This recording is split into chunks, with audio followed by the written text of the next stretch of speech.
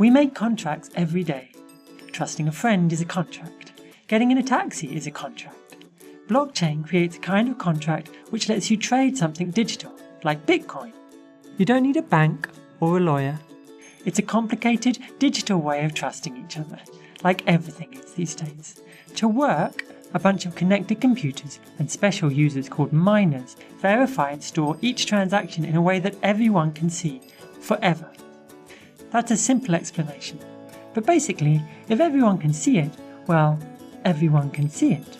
This works for Bitcoin, and it can also work for digital objects, like a book. It means we can show who owns each book the same way a library card in a library book shows when a book was borrowed. We call the part of the blockchain where we store this information a culture block.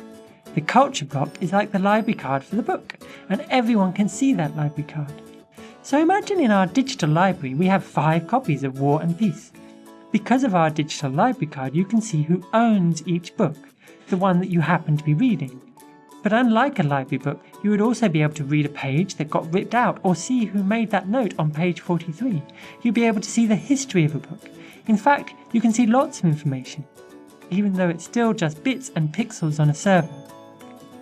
To demonstrate this idea, we created culture blocks or library cards for 100 versions of the same digital book. So there will be 100 people who can own that book at any one time.